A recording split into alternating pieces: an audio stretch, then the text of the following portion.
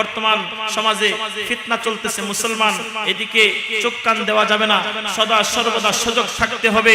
দ্বীন ইসলামের বিপক্ষে যারাই যাবে, কোরআনের বিপক্ষে যারাই যাবে, আল্লাহর নবীর ইজ্জতের বিপক্ষে যারাই যাবে, সে আমার যতই আপন হোক না কেন, সে যত বড়ই রাজনৈতিক লিডার হোক না কেন, তাকে আমরা বৃদ্ধাঙ্গুলি দেখাতে দ্বিধাবোধ করব না। কথা বলেন ঠিক কিনা?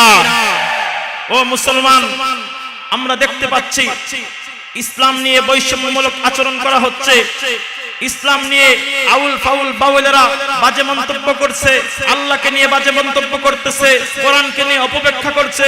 কত বড় দুঃসাহস! নাস্তিক আবুল সরকার 95% মুসলমানদের দেশে, 3.25 লক্ষ মসজিদের দেশে আল্লাহকে নিয়ে বাজে মন্তব্য করে, কোরআনের অপব্যাখ্যা করে, আর মুসলমানরা ঘরে বসে থাকবে, তা কোশ্চেনকালেও হতে পারে না। কথা বলেন ঠিক কিনা?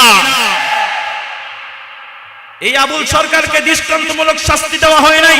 শুধু তাই নয়, স্বাধীনতার পর থেকে এই সোনার বাংলায় কোরআন অপব্যাখ্যা করার কারণে, নবীর ইজ্জতের উপর কলঙ্কের কারণে দৃষ্টান্তমূলক কোনো শাস্তি এখনো পর্যন্ত দেখা যায় নাই, দেখা যাবে না।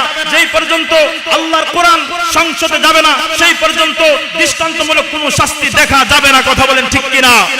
ও মুসলমান, সর্বোপরি একটা কথা বলে যেতে চাই, এই সমস্ত বন্ড নাস্তিক মুরতাদ যারা কোরআনের বিপক্ষে অবস্থান নিয়েছে, কোরআনের বিপক্ষে অবস্থান নিয়েছে, নবীর উপর কলঙ্ক লেপন করেছে, আল্লাহর কসম এক একটা নাস্তিক মুরতাদকে বাইতুল মুকাররমের সামনে প্রকাশ্য ফাঁসির কাস্টে ঝুলাইলে কসম আল্লাহর, আর দ্বিতীয়বার বাংলার জমিনে কোন নাস্তিক মুরতাদ ইসলামের বিরুদ্ধে যাওয়ার সাহস করতে পারবে না। কথা বলেন ঠিক কিনা? সর্বোপরি আরেকটা কথা বলে শেষ করে দিচ্ছি, বাংলাদেশকে নিয়ে ষড়যন্ত্র করা হচ্ছে, বাংলাদেশের প্রতি অনেক ষড়যন্ত্র চলছে। ভারতীয় আধিপত্যবাদরা, ভারতের দালালরা বাংলাদেশ নিয়ে ষড়যন্ত্র করছে। সাবধান করে দেই, 360 আউলিয়ার পুণ্যভূমি, শাইখে গৌরিয়ার পুণ্যভূমি, শাহজালালের পুণ্যভূমির